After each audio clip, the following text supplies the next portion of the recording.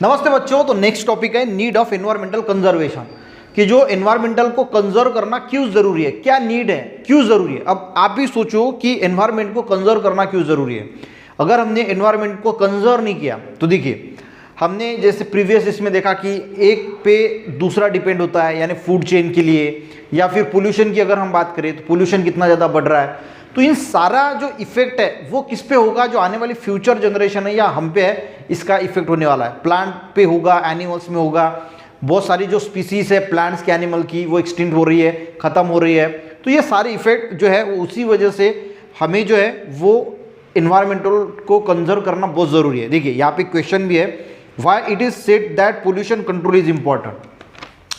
अब पोल्यूशन को अगर कंट्रोल नहीं किया तो क्यों इंपॉर्टेंट है पोल्यूशन कंट्रोल करना। देखिए ओजोन डिप्लीशन जैसी जो चीजें हो रही है, ठीक है, ओजोन का डिप्लीशन हो रहा है, वो क्यों हो रहा है, एयर पोल्यूशन की वजह से। ग्लोबल वार्मिंग जो हो रहा है, ग्लोबल वार्मिंग क्यों हो रहा है, उसी की वजह, यानी एयर पोल्यूशन की वजह से।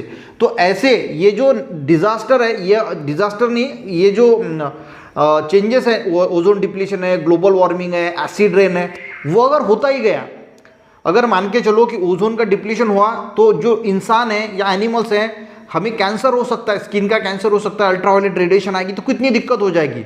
ग्लोबल वार्मिंग हो रहा है तो कितना टेम्परेचर अर्थ का बढ़ रहा है, इतना ज़्यादा टेम्परेचर बढ़ेगा तो उसका इफेक्ट हमको ही भुगतना पड़ेगा।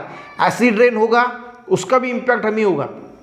और इसी वजह से पोल्यूशन को कंट्रोल करना हर देश के लिए इम्पॉर्टेंट है। इंडिया के लिए नहीं तो हर देश, जितने भी देश हैं उनके लिए, सारे देशों के लिए इम्पॉर्टेंट है। और इसी वजह से इन 1972 में आपको जो ये पैराग्राफ दिया है वो पढ़ लेते हैं कि यूनाइटेड नेशन एनवायरमेंटल प्रोग्राम जो है has establish an conference arrange in human and environment in which environmental problem were discuss. तो उन्होंने एक प्रोग्राम किया कि भाई वहाँ पे एनवायरमेंट से रिलेटेड जो दिक्कतें हैं उसको डिस्कस किया जाए। आफ्टरवर्ड इन इंडिया, और उसके बाद इंडिया सेपरेट एनवायरमेंटल डिपार्टमेंट, जो एनवायरमेंटल डिपार्टमेंट है उसको एस्टैब्लिश किया गया, जिसके थ्रू एनवायरमेंट के जो प्रॉब्लम्स हैं वो मिनिस्ट्री ऑफ एनवायरमेंट यानी पर्यावरण मंत्रालय जो है, एंड फॉरेस्ट, उसके अंदर फॉरेस्ट भी आता है, वो सारा इन्वॉल्व किया गया। कुछ लॉज लाए गए, ठीक है, अलग अलग प्रकार का फॉरेस्ट का जो 1985 में हुआ गया, तो वो लॉज लाए गए। कुछ जो है वो कैसे कंट्रोल किया जाए, कैसे क्या किया जाए, इनके बारे में रेगुलेशंस बनाए गए, रूल्स बनाए गए।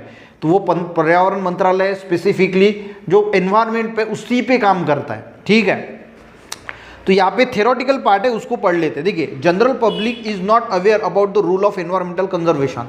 तो जो जनरल पब्लिक है उनको कुछ लेना देना नहीं है, उनको यानी वो समझते ही नहीं कि हमें जो पोल्यूशन है वो कितना कंट्रोल करना है, या फिर एनवायरमेंटल को कंजर्व कैसे करना है, उनके बारे में कोई अवेयरनेस नहीं है।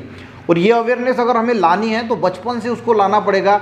बचपन से हमें बच्चों को जो है इसके बारे में सीख देनी होगी।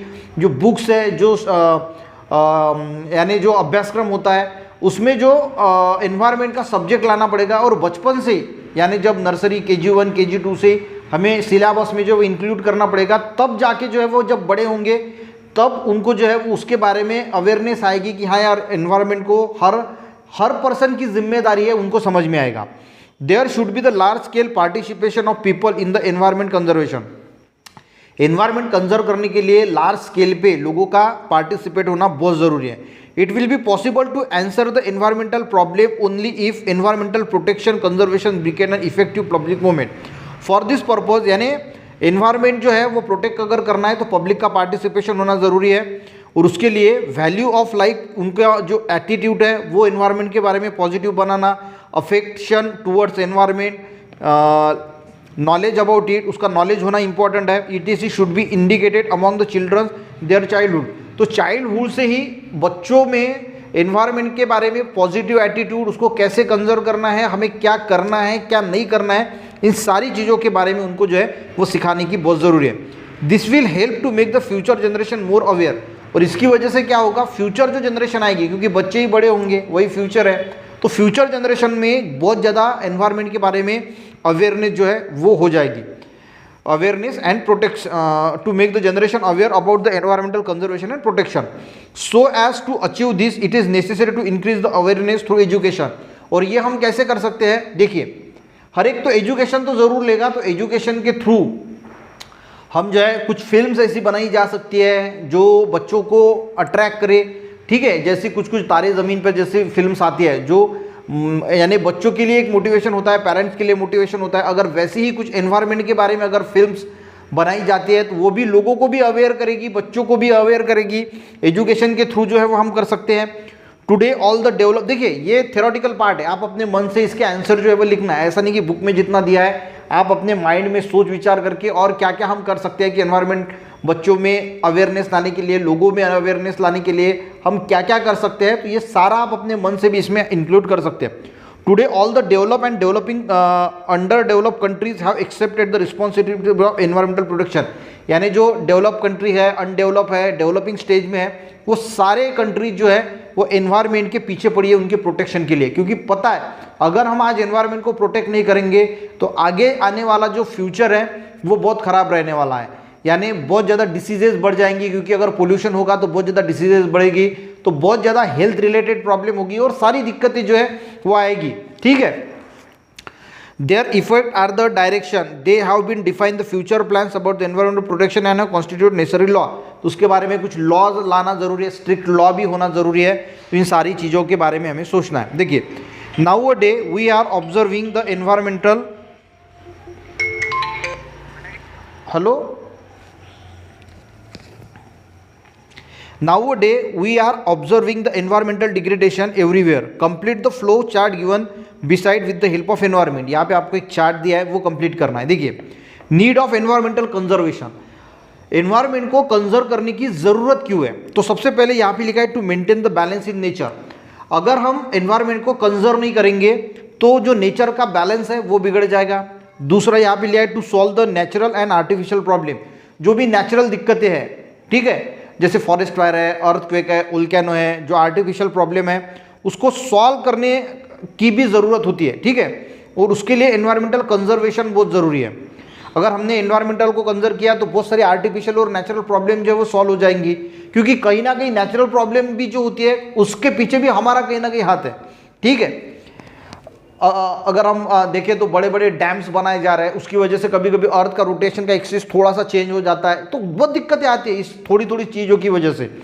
तो और 4 पॉइंट्स आपको लिखना है। तो बायोडाइवर्सिटी कंजर्वेशन अगर हम करते हैं, नीड ऑफ एनवायरमेंटल कंजर्वेशन, तो इसमें बायोडाइवर्सिटी भी कंजर्वेशन में आता है कि बायोडाइवर्सिटी भी का भी कंजर्वेशन करना बहुत इंपॉर्टेंट है। क्यों?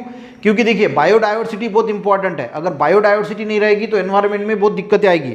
उसी के साथ नीड ऑफ एनवायरमेंटल कंजर्वेशन क्यों है, क्योंकि हमें जो है वो क्लीन पोल्यूशन फ्री एयर होना, वाटर होना, सॉइल भी जो है वो पोल्यूशन फ्री की ज़रूरत है, और उसके लिए भी एनवायरमेंटल कंजर्वेशन की नीड है। उसी के साथ जो नेचुरल रिसोर्सेस है उसके कंजर्वेशन के लिए भी हमें जो है वो एनवायरमेंटल की कंजर्वेशन है। और सबसे बढ़िया सस्टेनेबल डेवलपमेंट, सस्टेनेबल डेवलपमेंट यानी ऐसी डेवलपमेंट जो हमारी नीड्स को फुलफिल करे और फ्यूचर जनरेशन की भी नीड्स को फुलफिल करे। ऐसा नहीं कि हमने सब कुछ इस्तेमाल कर लिया और फ्यूचर जनरेशन के लिए कुछ भी बाकी नहीं।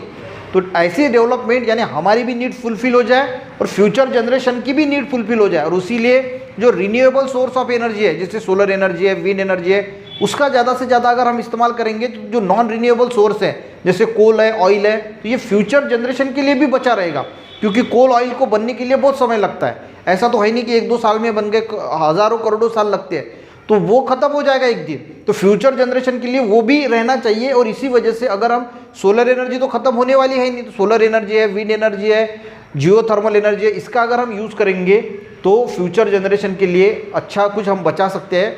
तो उसी के सस्टेनेबल डेवलपमेंट बोला जाएगा। तो इन सारी चीज़ों के लिए हमें एनवायरनमेंट को कंजर्व करना जो है वो ज़रूरी है। क्यों ज़रूरी है समझ में आ गया ना, बायोडाइवर्सिटी मेंटेन करने के लिए, पोल्यूशन फ्री एयर वाटर के लिए, तो इन सारी चीज़ों के लिए ज़रूरी है। एनवायरमेंटल कंजर्वेशन और सोशल रिस्पॉन्सिबिलिटी ये नेक्स्ट लेक्चर में देखेंगे।